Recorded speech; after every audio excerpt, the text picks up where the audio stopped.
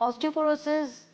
एक silent killer disease है जो कि चुपके से आपके शरीर में घुसकर आपकी हड्डियों को कमज़ोर कर देती है और छोटे से ट्रॉमा या बहुत तेज़ खांसी आने पर, स्नीजिंग पर या झटके से अगर आप उठे या बैठे या आपने टर्न लिया, उससे एक फ्रैक्चर या तो आपकी स्पाइन में या आपके किसी भी हड्डी में हो जाता है, जिससे कि उस हड्डी के टूटने से डिसेबिलिटी आपके शरीर में बनती है।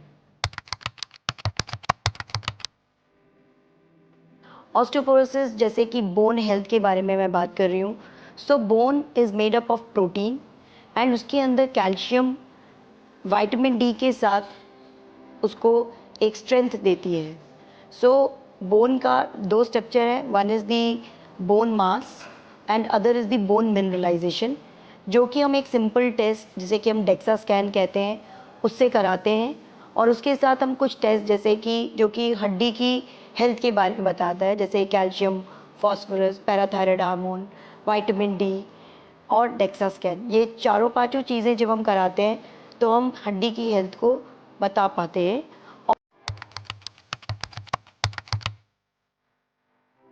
जैसे आप अगर बिल्कुल सिडेंटरी लाइफस्टाइल में हो, आप इंडोर ज़्यादा काम कर रहे हो, आपके अंदर विटामिन डी की डेफिशिएंसी हो, आपके अंदर हार्मोन्स जो कि ईस्ट्रोजन और प्रोजेस्टेरॉन, टेस्टोस्टेरॉन, उस तरह की कुछ कमी हो जाए, आप कुछ ऐसी दवाइयाँ खा रहे हैं, जैसे कि हम ज़्यादातर ऑटो इम्यून बीमारियों को देखते हैं, तो आप ऐसी कुछ दवाइयाँ खा रहे हैं जैसे स्टेरॉइड्स हो गए या एंटी एपिलेप्टिक ड्रग्स हो गई, उसके कारण आपकी हड्डी कमज़ोर हो सकती है और आकस्मिक फ्रैक्चर का शिकार हो सकती है।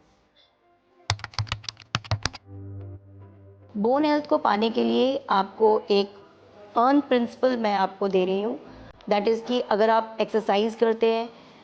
जो कि 25 से 30 मिनट की हो, जिसमें कि स्ट्रेचिंग हो मसल्स की, या फिर आप एक कंटिन्यूअस कोई भी चीज़ जिसे बोलते हैं कि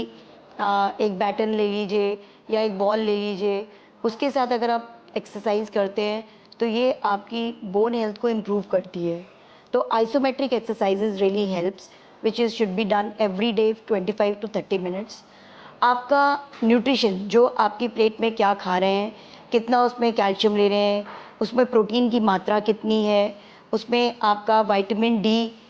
या तो आप कोई सप्लीमेंट लें या फिर आप धूप में बैठें, एटलीस्ट अर्ली मॉर्निंग की जो धूप होती है जिसको पीठ पे लगाएं आप कपड़े खोल के, वो आपको बहुत फ़ायदा करती है। रेगुलर दूध, मिल्क एंड मिल्क प्रोडक्ट्स का सेवन भी आपकी हड्डी को स्ट्रॉन्ग करेगा।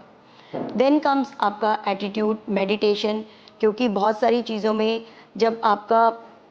मन अच्छा होता है तो आपका पोस्चर भी अच्छा होता है, एंड करेक्ट पोस्चर भी आपको हड्डी के ऊपर एक अननेसेसरी दबाव नहीं बनाता और हड्डी की हेल्थ को इम्प्रूव करता है। सबसे इम्पॉर्टेंट जो है वो रेस्ट, प्रॉपर रेस्ट, कितना आप अपनी बॉडी को थका रहे हैं।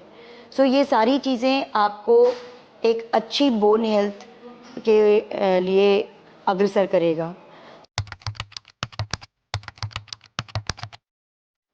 तो ऑस्टियोपोरोसिस का ट्रीटमेंट अब बहुत ज़्यादा उसमें बदलाव आ गया है। कुछ नए मॉलिक्यूल्स जिसे कि हम बायोलॉजिक्स कहते हैं, जैसे कि रोमोसुजुमैब, ये